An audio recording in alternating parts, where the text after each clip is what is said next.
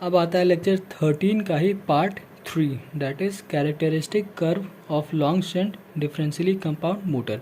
इसका figure electrical model सारा पीछे बना दिया है, ठीक है। दैट इज़ इसका पार्ट 2 वीडियो में। अब समझने के लिए फिर से इलेक्ट्रिकल मॉडल ड्रॉ किए हैं, ठीक है। डिफरेंशियली कंपाउंड मतलब करंट डॉट से एग्जिट कर रहा है और इसमें करंट डॉट से इंटर कर रहा है। मेन फील्ड तुम्हारा शंट फील्ड होता है, ऑक्सिलरी फील्ड तुम्हारा सीरीज फील्ड होता है। डिफरेंशियली कंपाउंड में ये जो ऑक्सिलरी फील्ड होता है ये शंट फील्ड को वीक करता है, दैट इज़ मेन फील्ड के अपोजिट होता है, तो इसको वीक करेगा, ठीक है। अब पढ़ते हैं कैरेक्टरिस्टिक में मोटर में क्या होता है, यहाँ पे रेटेड वोल्टेज अप्लाई करते हैं और स्पीड में हम लोग चेंज को स्टडी करते हैं, ठीक है। कंडीशन क्या है कि लोड को लगा रखे हैं, मोटर तुम्हारा ऑन है, मोटर रोटेट कर रहा है, हम लोग सडन लोड को इंक्रीज़ करेंगे। लोड को इंक्रीज़ करने से इलेक्ट्रोमैग्नेटिक टॉर्क इंक्रीज़ होगा, ईएमएफ इंक्रीज़ होगा, आर्मेचर करंट इंक्रीज़ होगा, ठीक है। अब आर्मेचर करंट इंक्रीज़ हुआ तो कैसे और सब पैरामीटर चेंज किया उसको स्टडी करेंगे, ठीक है। तो सबसे पहले आर्मेचर करंट वर्सेस ईए, तो आर्मेचर करंट बढ़ा तो ईए घटा इस इक्वेशन से, तो सेम तुम्हारा स्लोप ये मिल गया, दैट इज़ ड्रूपिंग नेचर। अब उसके बाद आता है फ्लक्स वर्सेस आईए, ठीक है। अच्छा, यहाँ मतलब क्या हुआ, मतलब ये हुआ कि अगर आर्मेचर करंट बढ़ेगा तो ईएमएफ घटेगा। कौन सा ईएमएफ, यहाँ पे ईएमएफ क्या होता है, ड्रॉप होता है मोटर के केस में, तो ड्रॉप घटेगा मतलब मोर एक्टिव पावर डिलीवर होगा। मतलब अगर लोड बढ़ाए हो तो करंट बढ़ा है और मोटर अपना आरपीएम को भी बढ़ाया सो दैट उस लोड को वो रोटेट कर सके, ठीक है। इसका मतलब ये है।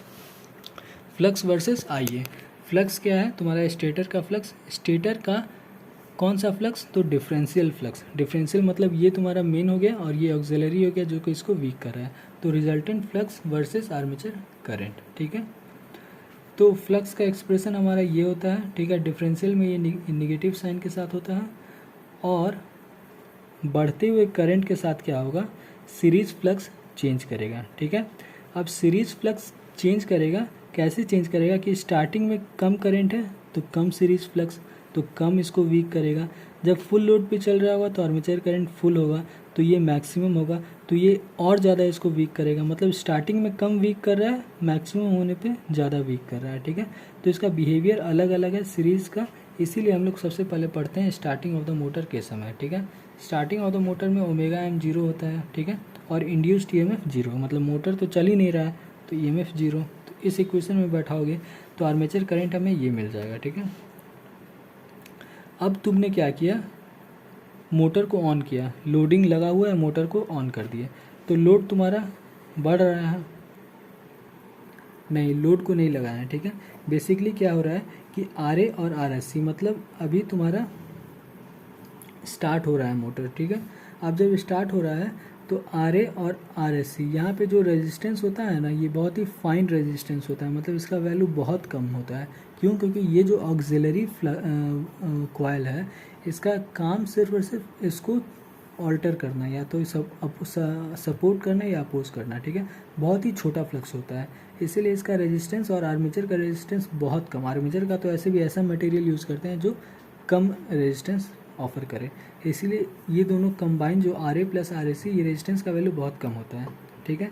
तो ये रेजिस्टेंस का वैल्यू कम है, मतलब डाउन, इसके डाउन होने से ये बढ़ेगा। क्यों, क्योंकि वोल्टेज तुम्हारा रेटेड वोल्टेज होता है, मोटर में बोले थे हमेशा रेटेड वोल्टेज लगाते हैं, तो आर्मेचर करंट तुम्हारा बढ़ गया, ठीक है।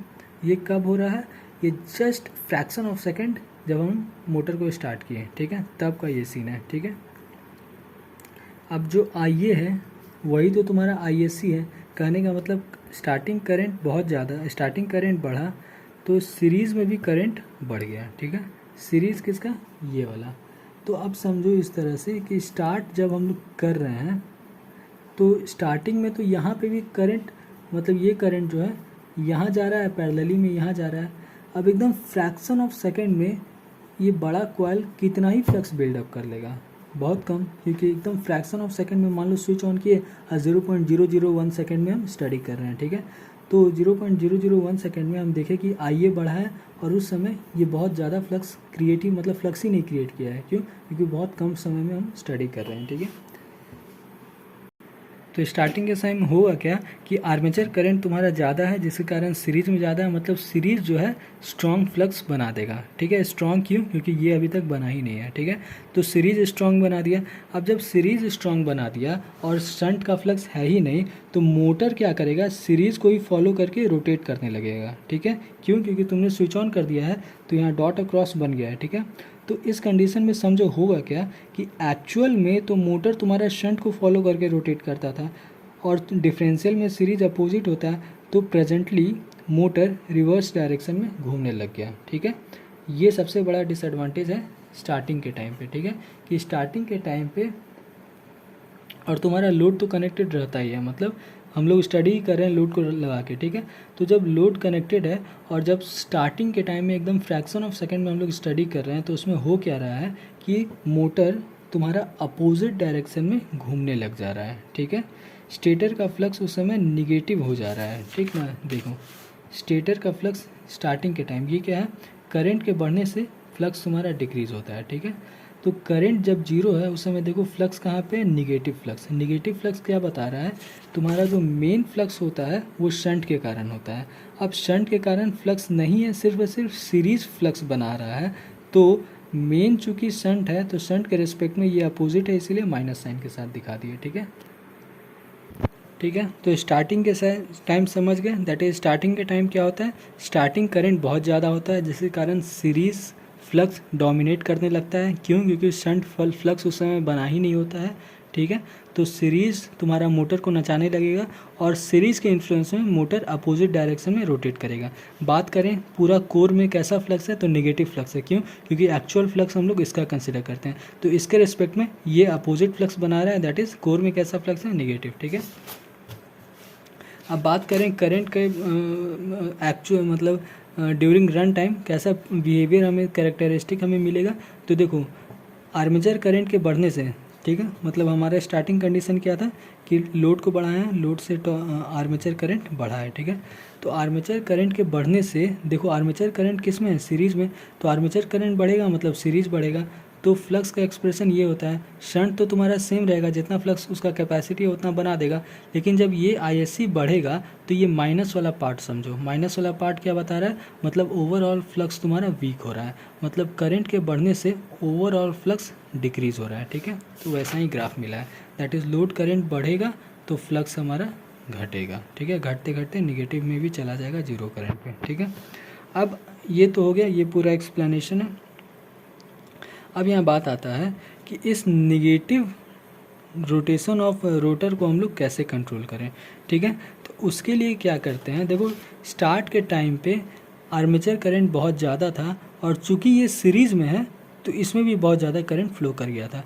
तो किसी मैकेनिज़्म से स्टार्टिंग के टाइम हम इस कॉइल को ये हटा दें तो मेरा निगेटिव मतलब अपोजिट रोटेशन वाला प्रॉब्लम सॉल्व हो जाएगा। ठीक है, तो वही चीज़ की है। यहाँ पे एक बाईपास स्विच हम लोग लगा दिए हैं। ठीक है, ये बेसिकली मैनुअल स्विच है, जिसको तुम प्रेस करोगे तो ये सर्किट कनेक्ट हो जाएगा।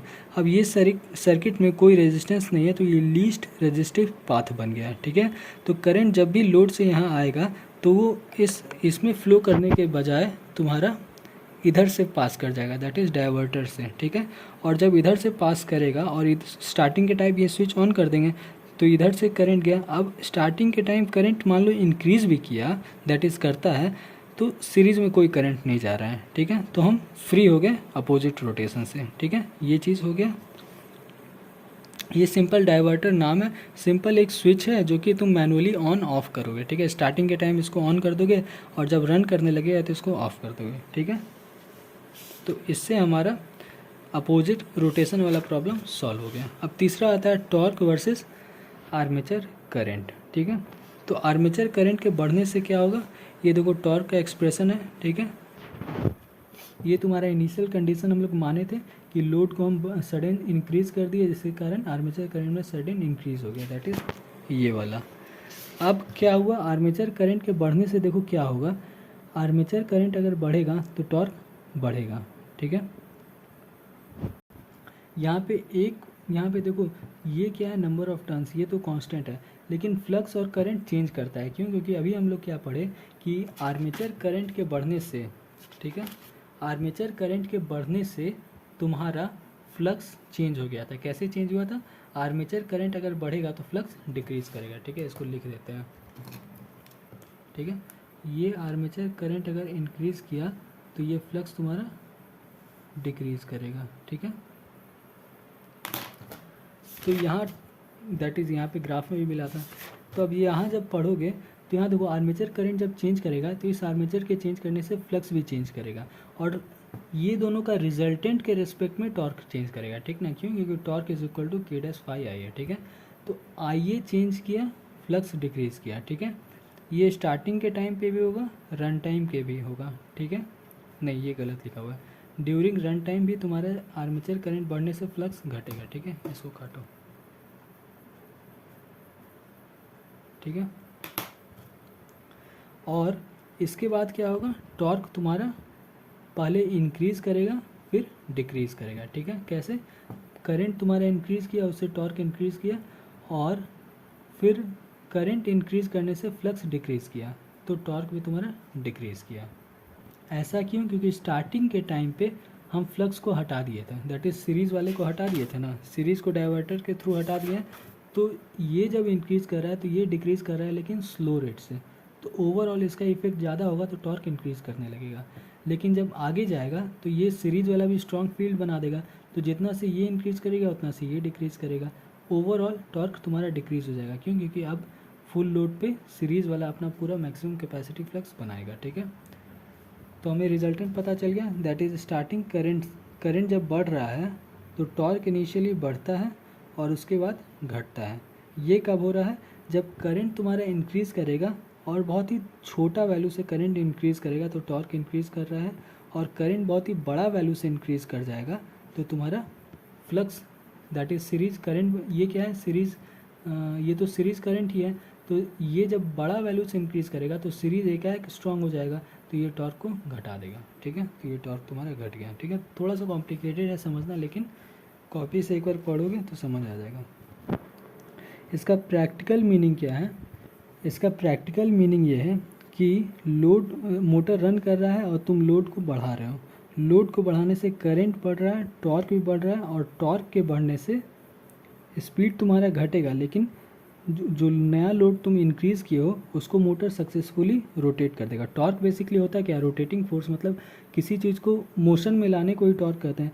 तो कहने का मतलब जब तुम नया टॉर्क लाए, नया लोड लगाए, बड़ा लोड लगाए, तो उसको मशीन सक्सेसफुली रोटेट तो कर दिया। ठीक है, लेकिन तुम रुके नहीं, तुम और बड़ा लोड लगा दिए, तो उसके क्या हो गया? मोटर का कैपेसिटी से ज़्यादा लोड लगा दोगे तो तुम्हारा टॉर्क डिक्रीज़ कर देगा, मतलब मोटर अब रुक जाएगा, क्योंकि उस रोटेट कर ही नहीं सकता उतना बड़ा लोड को।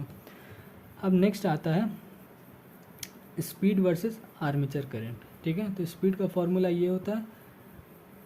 ठीक है, यहाँ फाई की जगह पे ये लगा दो, दैट इज़ डिफरेंशियल वाला फ्लक्स। तो बढ़ते हुए करंट के साथ, that is initial condition, current जब बढ़ेगा तो ये माइनस साइन के साथ है तो न्यूमरेटर तुम्हारा घटेगा। इसमें जब करंट बढ़ेगा तो शंट फील्ड तो अनअफेक्टेड रहेगा, लेकिन सीरीज चूँकि बढ़ रहा है तो ये पूरा डिनोमिनेटर क्या होगा? घटेगा। क्यों? क्योंकि माइनस साइन के साथ था। ठीक ना, तो न्यूमरेटर भी घट रहा है, डिनोमिनेटर भी घट रहा है। अगर हम कोई अरेंजमेंट करके दोनों को सेम रेट से घटाएंगे तो स्पीड हमारा कांस्टेंट हो जाएगा। ठीक ना, तो इसी को हम लोग करते हैं by the help of that is diverter switch. ठीक ना, नहीं, इसको करते हैं बाय द हेल्प ऑफ ये प्रॉपर रेजिस्टेंस चुन के सेम रेशियो में दोनों को डिक्रीज़ कराते हैं। ये सबसे बड़ा एडवांटेज है कि मतलब लोडिंग का इफेक्ट स्पीड पे आ ही नहीं रहा है। मतलब लोड को बढ़ाओगे या घटाओगे, तुम्हारा रेटेड आरपीएम पे ही मशीन चलेगा। समझे? ये इसका मतलब है। अब इसमें ये हो गया आर्मेचर करंट, इसके इंक्रीज़ करने से तुम्हारा स्पीड जो है पहले डिक्रीज़ हो रहा है और फिर इंक्रीज़ हो रहा है। इसका मतलब क्या हुआ? इसका मतलब ये है कि तुमने लोड को बढ़ाया तो सडनली एकाएक इंस्टेंट पे शाफ्ट पे फोर्स पड़ा और शाफ्ट डिक्रीज़ किया। फिर मोटर क्या किया? सप्लाई से पावर लिया, ठीक है, और उस पावर से बड़ा फ्लक्स बनाया और उस लोड को अपना रेटेड तक ले गया। दैट इज़ इलेक्ट्रोमैग्नेटिक टॉर्क यहाँ पे बढ़ा होगा और स्पीड तुम्हारा भी बढ़ रहा है और स्पीड बढ़ के तुम्हारा रेटेड आरपीएम तक पहुँच गया। ठीक है, समझ गए? सडन लोड को इंक्रीज़ किए तो तुम्हारा स्पीड घटा, मतलब इलेक्ट्रोमैग्नेटिक टॉर्क यहाँ पे बढ़ रहा है, बढ़ रहा है, बढ़ रहा है। और जब इलेक्ट्रोमैग्नेटिक टॉर्क सक्सेसफुली बढ़ चुका है तो अब स्पीड बढ़ने लगा और इलेक्ट्रोमैग्नेटिक टॉर्क घटने लगा। ये हो गया तुम्हारा। यहाँ पे भी दो पार्ट में ब्रेक कर सकते हैं, दैट इज़ आर्मेचर करंट को, मान लो आर्मेचर करंट में इंक्रीज़ हुआ है लेकिन धीरे से, छोटा वैल्यू से इंक्रीज़ हुआ है तो स्पीड डिक्रीज़ होगा, और बड़ा वैल्यू से इंक्रीज़ कर दोगे तो एकाएक ये मतलब छोटा इंस्टेंट पे हो जाएगा। छोटा इंस्टेंट पे हो जाएगा तो पता ही नहीं चलेगा कि स्पीड घटा भी था, ठीक है, वो चीज़ है।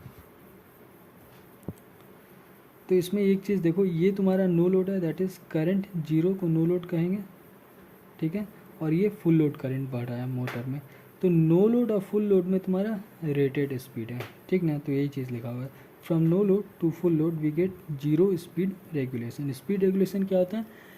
स्पीड रेगुलेशन मतलब रेटेड स्पीड से घटना या बढ़ना को स्पीड रेगुलेशन कहते हैं। जीरो स्पीड रेगुलेशन मतलब रेटेड स्पीड से ना बढ़ रहा है ना घट रहा है, यही हमारा ऑप्टिमम कंडीशन होता है। लास्ट आ जाता है that is speed versus torque. तो पिछला एक्सप्रेशन देखो, करंट के बढ़ने से, आर्मेचर करंट के बढ़ने से टॉर्क बढ़ा था, स्पीड घटा था। आर्मेचर करंट के बढ़ने से टॉर्क घटा था, स्पीड बढ़ा था। ये कौन सा? मान लो आर्मेचर करंट में कम इंक्रीज़ हुआ है, छोटा वैल्यू से इंक्रीज़ किया है तो ऐसा, आर्मेचर करंट बड़ा वैल्यू से इंक्रीज़ किया है तो ऐसा, ठीक है। तो टॉर्क भी तुम्हारा ओमेगा वर्सेस टॉर्क का ग्राफ भी ऐसा होगा, ठीक है। तो बढ़ते टॉर्क के साथ स्पीड तुम्हारा घट रहा है, और जब टॉर्क और बढ़ रहा है तो स्पीड तुम्हारा बढ़ रहा है। यहाँ पे तुम्हारे यही सबसे फाइनल है, दैट इज़ यहाँ पे देखो, ये तुम्हारा स्पीड का इक्वेशन हो गया, ठीक है। यहाँ पे आर्मेचर करंट बढ़ेगा तो चूंकि ये माइनस में है तो न्यूमरेटर पूरा क्या होगा? डिक्रीज़ करेगा, ठीक है। यहाँ पे भी आर्मेचर करंट बढ़ेगा तो चूंकि ये माइनस में है इसके कारण पूरा डिनोमिनेटर डिक्रीज़ होगा, ठीक है। अब रेजिस्टेंस को ऐसा हम लोग एडजस्ट किए कि दोनों सेम रेशियो में डिक्रीज़ कर रहा है तो हमें स्पीड कांस्टेंट मिल गया, दैट इज़ स्टार्टिंग टॉर्क और फाइनल टॉर्क पे रेटेड स्पीड है, ठीक है। ये स्पीड रेगुलेशन हो गया, दैट इज़ नो लोड पे आरपीएम माइनस फुल लोड पे RPM divided by full load पे आरपीएम, ठीक है। इसका जो क्वेश्चन है तो इसका भी सेम वही चीज़, तुम्हारा गेट में इससे क्वेश्चन नहीं आता है।